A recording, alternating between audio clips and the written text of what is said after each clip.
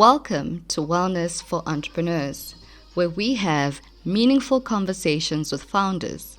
This podcast is about exploring, educating, and empowering entrepreneurs on maintaining wellness in their entrepreneurial journey.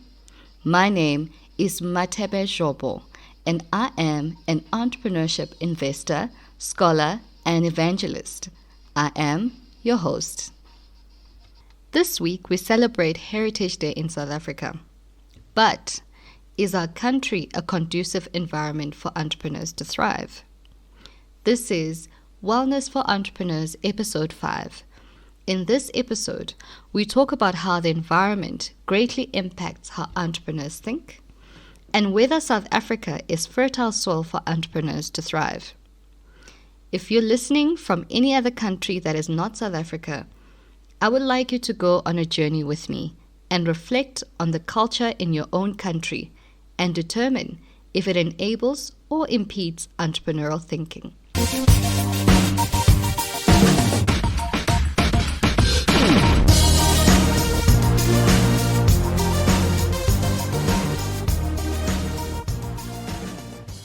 Entrepreneurs are significantly influenced by the environment in their thinking. Their thoughts, actions, and ability to sustain a new enterprise are greatly determined by the environment and cultural context. As we celebrate Heritage Day, I cannot help but ask myself whether South Africa has the right social and cultural environment for entrepreneurs to thrive. We have heard many times how policy frameworks emphasize entrepreneurship as a sustainable path to creating the jobs of the future. According to the South African government, Heritage Day is celebrated on 24 September to recognize and celebrate the cultural wealth of our nation.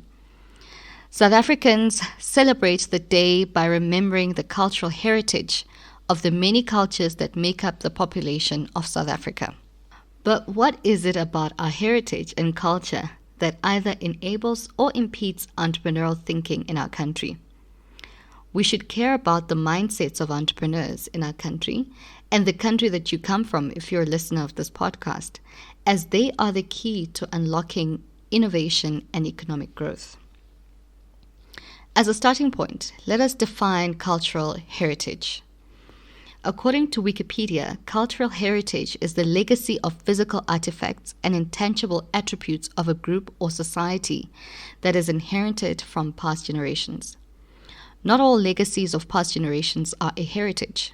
Rather, heritage is a product of selection by society. Hofstede, a social psychologist, defines national culture as the collective programming of the mind that distinguishes the members of one group or category of people from others. He talks about 6 dimensions of national culture, which are power distance, uncertainty avoidance, individualism versus collectivism, masculinity versus femininity, long-term versus short-term orientation, and finally, indulgence versus restraint. I'll only focus on 4 dimensions that have been found to directly relate to innovation culture and economic growth by an entrepreneurship researcher called Shane. I'll talk about the rest briefly. So power distance.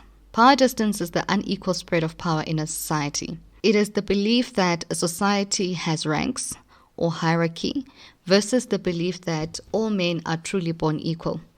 According to Shane, the more power is equally distributed, the better it is for a culture of innovation. South Africa was interestingly ranked as a society of hierarchy and unequal power distribution by an organization called Hofstede Insights. They also found that South Africa has very low levels of uncertainty avoidance, which means that it is a country that is tolerant of very high levels of ambiguity. The more a society can tolerate ambiguity, the better it is for a culture of innovation. South Africa has been found to be an individualistic society, which means that it places importance on individualistic thinking and freedoms and beliefs versus collective ideas and mentality.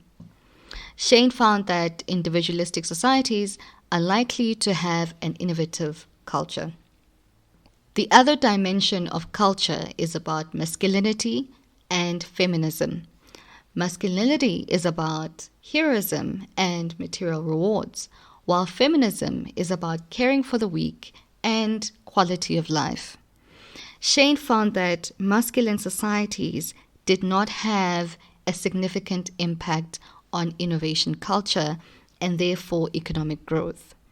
South Africa, however, is a masculine society, according to Hofstede Insights.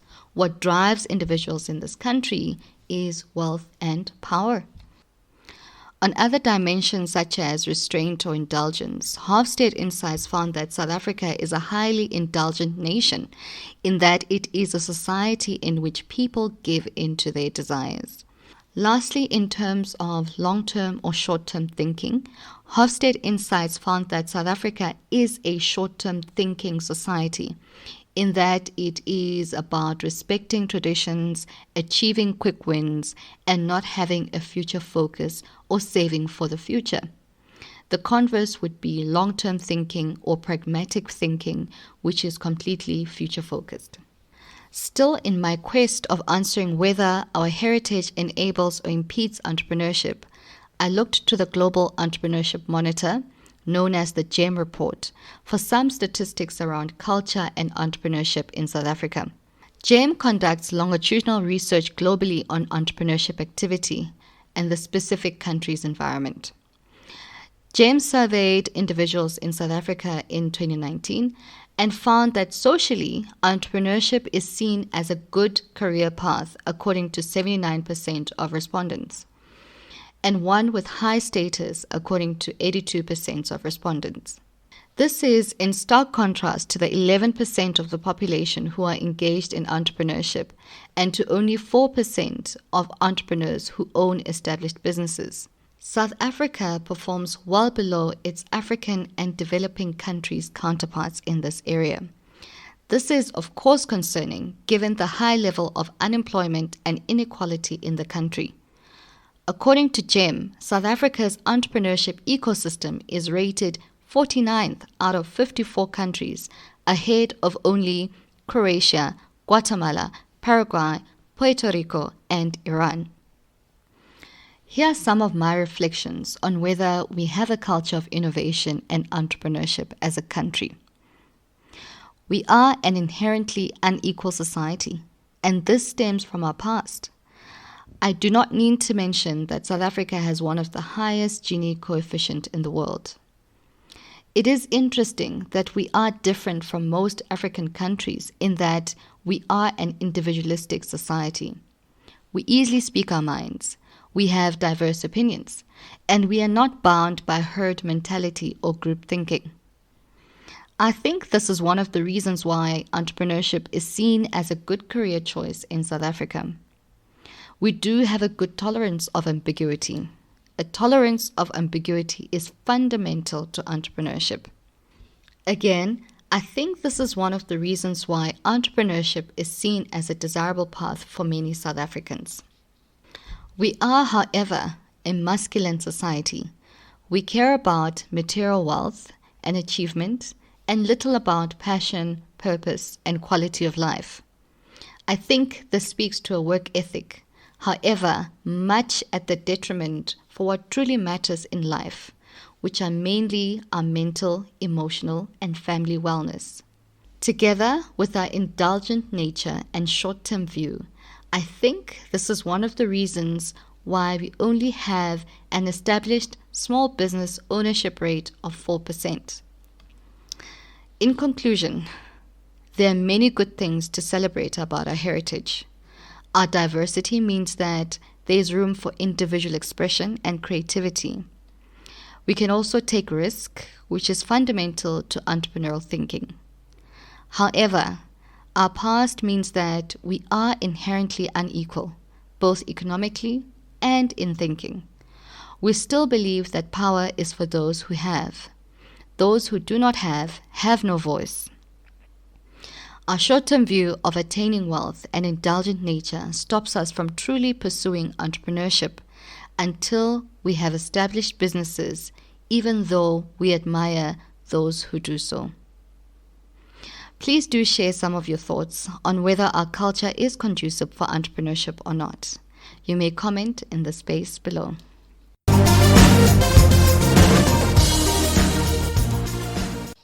Thank you for listening to the Wellness for Entrepreneurs podcast, a space for meaningful conversations with founders.